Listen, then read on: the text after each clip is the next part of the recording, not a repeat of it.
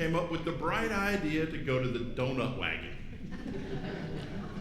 and grab a donut and a coffee. While we were there, having a wonderful time, we got into this conversation about names and what names mean. And I realized that's a great way to get you to connect with the story of Ruth. Because for the next 4 weeks, we're going to be talking about Ruth, but most of it in this first chapter isn't about Ruth at all, it's about Naomi. But the first 5 verses that we sort of read over and skim past to get to the good stuff are where I want us to slow down this morning. We realize first we have Elimelech. His name means, my God is king. An interesting name for a man who left Bethlehem, which means house of bread. My God is king in the house of bread, and there's a famine, so I'm going to go to Moab, where the god is Shemos. Elimelech took Naomi. Naomi means pleasantness. When Naomi came back after the death of her husband, the death of her sons, she said, call me no longer pleasantness, call me Mara. Mara means bitter. She had 2 sons, Mahlon and Chilion. Mahlon means to be weak. Chilion means to be frail. They married when they were in Moab. Ruth, which means friendship, and Orpah, which means the back of the neck, or to turn, as she turned around. Now, to continue this isn't about the wordplay so much, but it's about Moab, because a lot of us don't really understand what it meant to go to Moab, and to recognize that while Elimelech and his wife went there, they really weren't expecting great hospitality. The Moabites were distant cousins, if you will, from the Israelites. If we go back to Genesis, you may remember the scandalous story of Lot and his 2 daughters, and how they had a little alcohol for dad and then had children with dad. Well, the oldest daughter gave birth to Moab. He became the leader of the Moabites. After escaping slavery in Egypt, we know that the contention was real between the Israelites and the Moabites, because the Moabites attempted to call down curses on the Israelites. You may remember that story from Balaam and his talking donkey. If you don't, I encourage you to look it up. It's a fascinating story in Numbers. Anybody whose animals talk to them, to me, is just fun.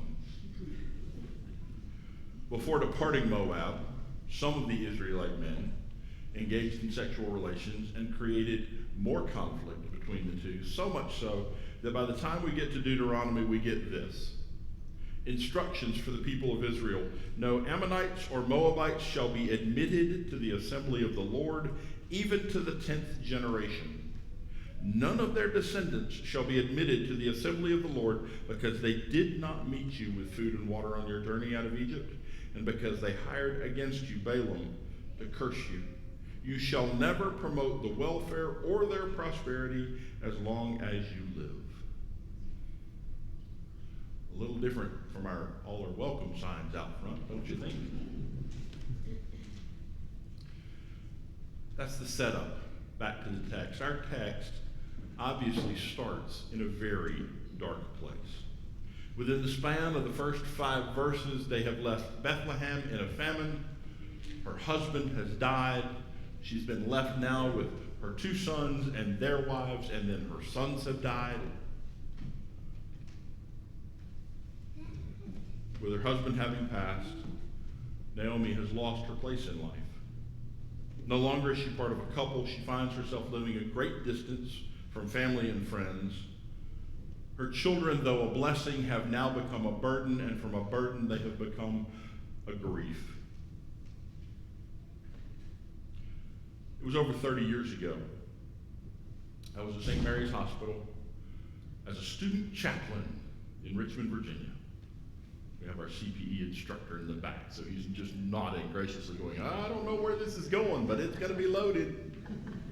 This is before the days of HIPAA, so I can tell you The man's name was Mr. Key. I'm not going to tell you his first name, even though I still vividly remember it. And I was sitting in his hospital room with his wife.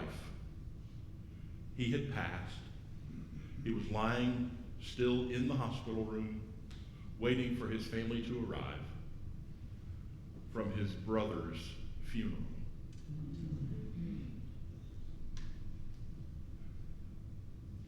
The emotions were raw. The grief was explosive. I will never forget that experience. I will also shout out to the St. Mary's nurses and staff. Remember how they just sort of descended upon the room as the wails of grief and pain were echoing down the halls. They came in and they comforted, one by one, each family member. That's the level of pain we're dealing with at the beginning of this story in the book of Ruth. Because you see, while it is called the book of Ruth, chapter 1 really is a story about Naomi. For those of you looking to cut to the end, I'll give you the 2 words that you're going to need to remember for the next 3 weeks. Hesed. I'm going to wait on the other one.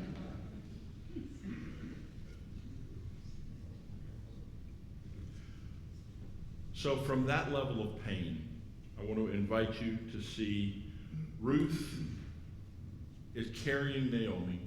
Naomi is trying diligently the rest of the chapter to just be rid of everything that happened in Moab. I've lost my husband. I've lost my children. I'm done with this place. Orpah, Ruth, go back to your own families. Whether it was done out of frustration, done out of grief, done out of anger, we will never know. But she's saying, I'm going back home, and I'm going back home empty and brokenhearted, and just leave me alone. I just want to be back in Bethlehem.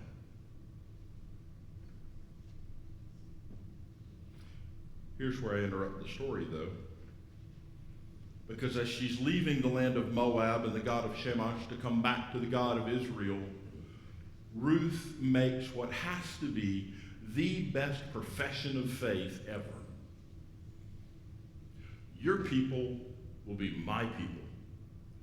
Your God will be my God.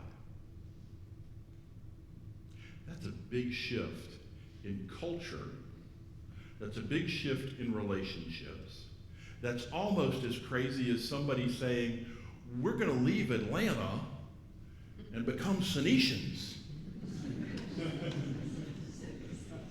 Although it's the same God, so we win there.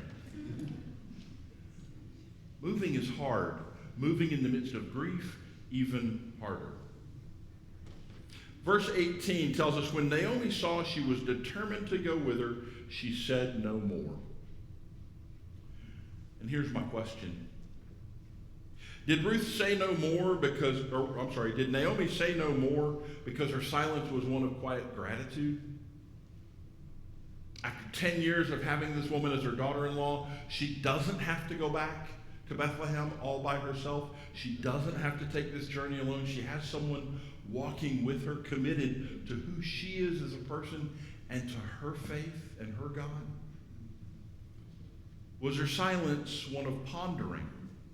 Perhaps she's concerned about her homecoming now that she's not just coming home, but she's bringing this foreigner with her. Will there be ethnic tension? Is this just compounded her grief and added conflict? Or was it silence of frustration? Great. Now I have another mouth to feed. Somebody else I have to be responsible for. Why can't I just be left alone? Now we recognize that for Naomi, life was very different than it would be for a woman who was widowed today. No stature, no status, no place, no property. And yet, not so very different at the same time. She'd lost her husband, and there is an intense grief followed by years of lingering sorrow.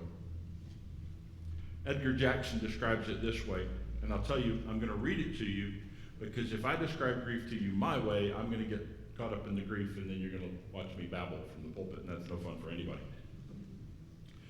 But Edgar Jackson describes grief as a silent, knife-like terror and sadness that comes from 100 times a day when you start to speak to someone who's no longer there. Grief is the emptiness that comes when you eat alone after eating with another for many years. Grief is teaching yourself to go to bed without saying goodnight to the one who has died. Grief is the helpless wishing that things were different when you know they're not and never will be again. Grief is a whole cluster of adjustments, apprehensions, and uncertainties that strike life in its forward progress and make it difficult to redirect the energies of life.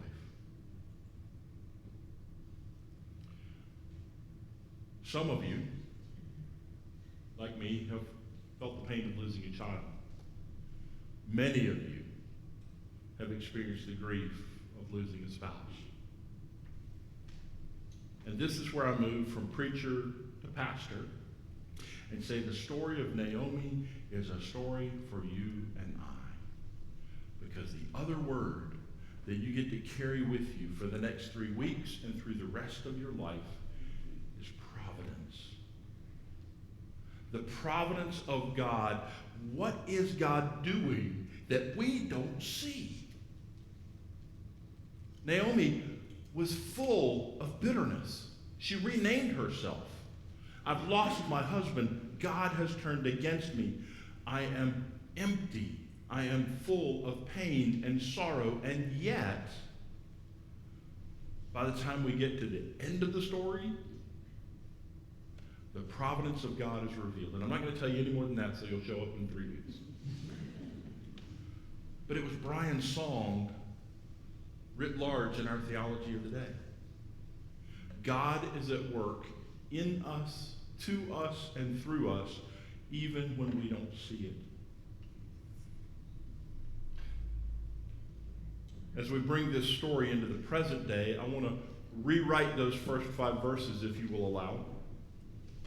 And I want to move the story beyond the pain and loss of children and spouses through death to recognize that we also have in our midst the pain and accompanying struggles caused by the death of relationships, caused by the brokenness of life, with feelings of despair when your finances, your marriage, your job, your family, when all of the above are falling apart and you feel powerless to do anything about it. Call me no longer Naomi. Call me Mara, for the Almighty has dealt bitterly with me. In one way or another, each of us can identify with Naomi's story in a personal way. Whatever our circumstances, we can also benefit from the reality of her experiences with a providential God, from the excruciating pain of the first chapter to the joy found at the restoration by the end of the book. Which brings us to our second word of the day, hesed. Hesed is a wonderful Hebrew word that is love in action, love expressed in deed. G.R. Clark suggests Hesed is not merely an attitude or an emotion. It is an emotion that leads to an activity beneficial to the recipient. An act of Hesed is a beneficent action performed in the context of a deep and enduring commitment between 2 persons or parties, by one who is able to render assistance to the needy party, who in this circumstance is unable to help himself. That's Ruth. Hesed. Giving up her life, her community, her family, her connections, and saying, Naomi, I'm going with you. Your people will be my people. Your God will be my God. I'm not leaving.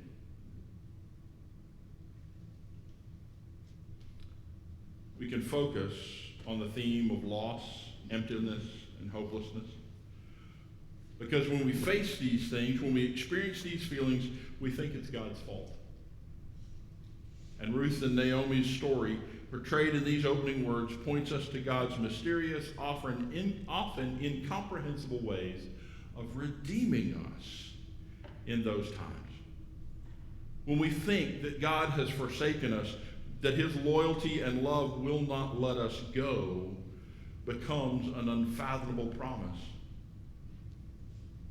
God can restore you, fill you, and give you hope. He did it in Naomi's life. He did it in Ruth's life. He did it in Jesus Christ. Ruth's profession of faith and profession of love in Naomi is also her profession of faith and her profession of love to God. And all this points us in the story to this incontrovertible fact. We don't know at this point in the story how this sad adventure is going to turn out any more than we know how our story is going to conclude. But the inclusion of this story in the history of the redemption assures us that God's hesed will redeem us. It deals with ordinary people and everyday events. But it deals with them in such a way to show God is active in the affairs of human beings. He works his purposes out and blesses those who trust him. If the message has to be summarized in one word, it's providence. The sense that God is there. God cares, God rules, and God provides. As we close chapter 1 of Ruth, we hear these words. As they returned to Bethlehem, the harvest had begun. The word of God for the people of God. Thanks be to God.